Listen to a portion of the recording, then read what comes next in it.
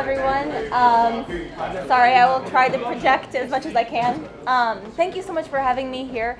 It's really an honor to be presenting to such a unique, fascinating group of colleagues here this week, so it's really my pleasure to be here. And I do apologize to my fellow panelists and to all of you. I have to go to the airport right after this, so I will keep it brief and then leave. So I do apologize for not being able to stay to hear the rest of these. So like some others here, I'm sort of out of place. I'm a musicologist on the staff of a Center for Human Rights. So like some people who have expressed sort of feeling out of place, I'm in that boat. I'm not a diplomat, and I don't really study politics directly. I study music history. So this has been a really wonderful experience here.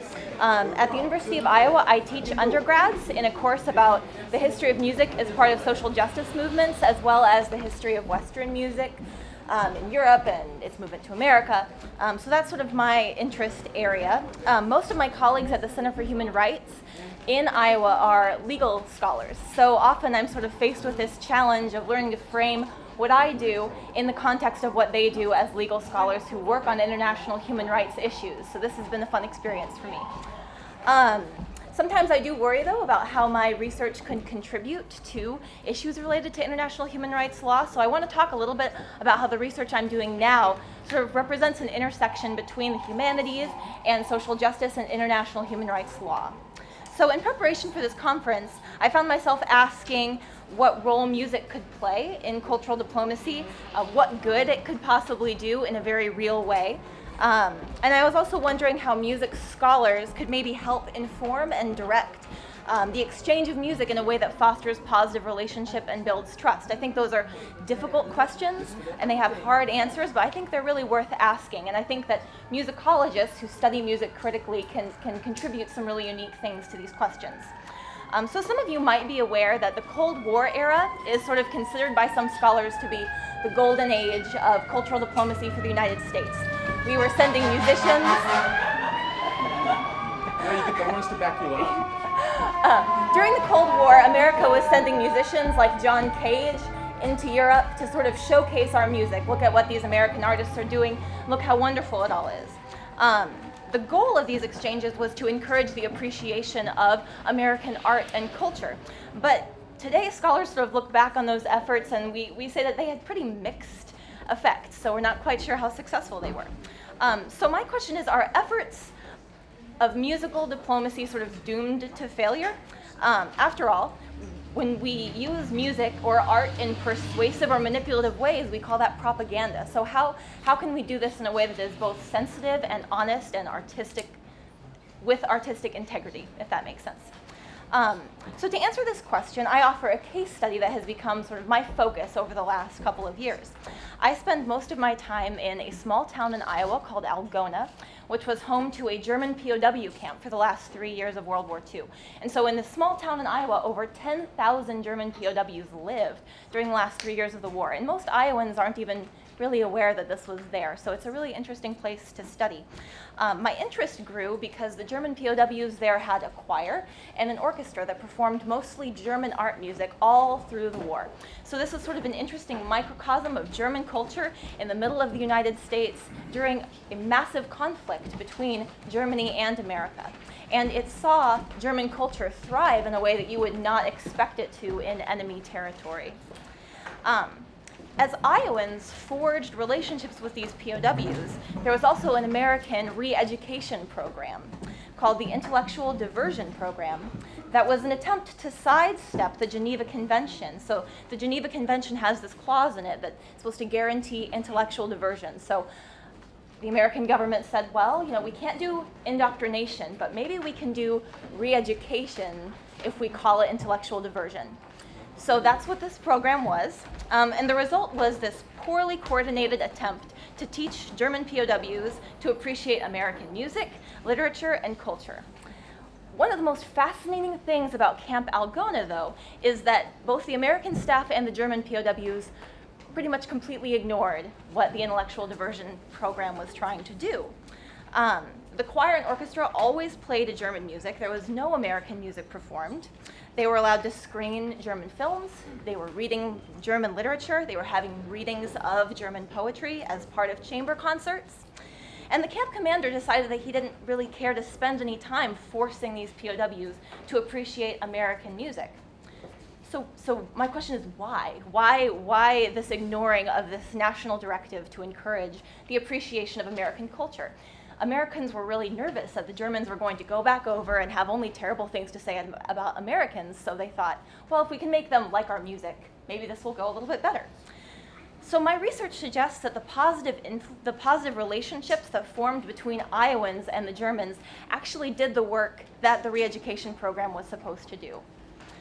Not only were prisoners allowed and encouraged to make German music, but they had opportunities to sing in German with Iowans. So we have instances of German POWs and Iowans singing together in church services, going to Christmas programs together, and enjoying each other's musical performances.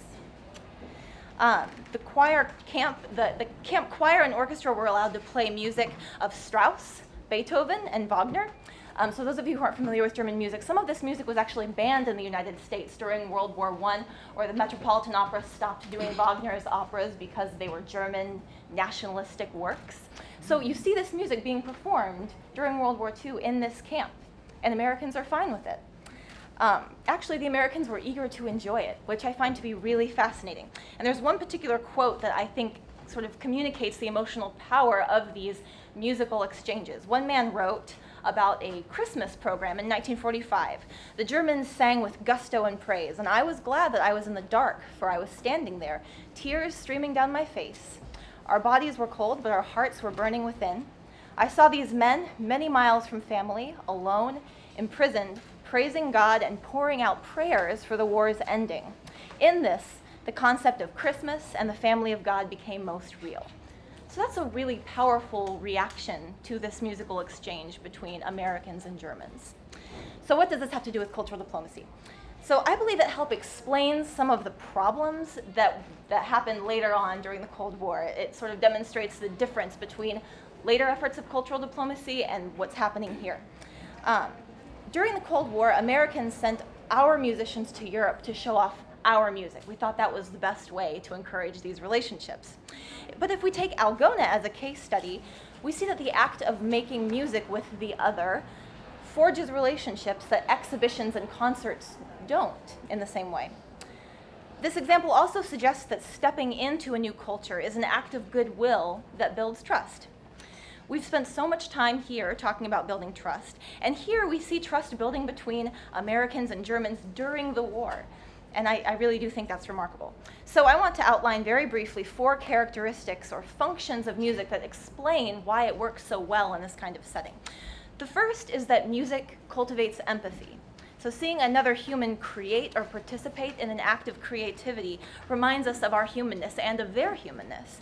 And it also reminds us that their experience of the world is just as complex as ours is. The second is that music cultivates relationships. So for those of you who have ever been in a musical ensemble, you know that an ensemble is a set of relationships between players, between sections, between the ensemble and the conductor, and then between the ensemble and the audience. Making music with another person or a group of people requires communication. It requires compromise, it requires practice, it requires listening, and it requires flexibility. And I think we can all agree that those are really important parts of what we're doing here in talking about cultural diplomacy. The third is that music is a vocabulary of expression. What I mean by that is that music offers an alternate mode of communication to the people who are experiencing it or making it. This is why music education is so important. We teach children to write so that they can read and understand what other people are writing. But when we teach music, we give students another tool and language to use to express what they're feeling. At the risk of sounding cliche, music speaks to the emotions. The goal isn't to use music to manipulate emotion, but to remind us of the depth of human experience. And this takes us back to empathy. So if music provides another mode of communication, why wouldn't we use it for diplomacy? If we're trying to build understanding, why wouldn't we use all the languages and all the vocabularies that we have at our disposal? So finally, and this is particularly appropriate this year, I believe that music can help us promote sustainable development. Musicians usually don't feel like we have a whole lot to say about environmental science and climate change. But I do believe that music and the arts will have a key role in bringing about the culture change that is necessary to move into a sustainable future. To borrow from Makoto Fujimara, artistic creativity can be an act of culture care. I really love that term, culture care. In Pope Francis' encyclical, Laudato Si', he wrote about our chronic throwaway culture, and I feel like music could be a great healer when it comes to that problem. Culture care is healing and restorative work. It's slow and it's nuanced, but I really do believe that it's worthwhile and a worthwhile part of cultural diplomacy. So I realize that some of this language probably seems abstract. We tend to dismiss the abstract in politics sometimes because it's difficult to apply and it's really difficult to substantiate. But cultural diplomacy is also subtle, and I do believe that music and the arts have an important role to play in facing our global challenges in a holistic way that involves acts of culture care. So that's all I have. Thank you so much for having me. I would love to talk about these ideas further. I'll leave some of my cards over there so that if anyone wanted to talk to me doesn't get to, I would love to just hear any thoughts that anyone has. So thank you so much. Thanks, Kelsey. I don't know if you have time for a few questions. She's going to catch a flight around about the time the Pope arrives in JFK. So, so let's have a few questions and then we go to the next panelist. I understand that you have a flight to catch, but after this brilliant expose on music, I think we're waiting for you to sing something. Oh, please no. Very briefly. Oh, please no. I'm not a singer. Piano player, but no, that's okay. No. Yeah. How did you go into this? Yeah, how did you discover about the camp? Or that made you want to write it? Well, so musicology is my discipline. The camp sort of came to me randomly because I live in Iowa. Someone just sort of said to me, they had a family member who was interned there during the war, and they said, "You study music, right? You should go look and see. These POWs were making music." So I went up there, and there's a group of local historians who are curating this community museum that no one knows about. It hasn't really been written about in my field at all. So it's really kind of a new area of research that I think could become a really important precursor to current cultural diplomacy studies. So that's sort of how I found it, just randomly. And how big is the town? The town is 2,500 people, 2,500. So the camp more than doubled the size of this town during World War II. It's tiny. It's in the middle of nowhere. And they never went back to Germany, they're still living down there. No, they did go back to Germany. After the war was over in 1946, they were all returned. But some of them did move back and decide to make a home in Iowa because they really loved it. Sorry, that's something I didn't have time to talk about. But Iowa is a very German state, so they really, the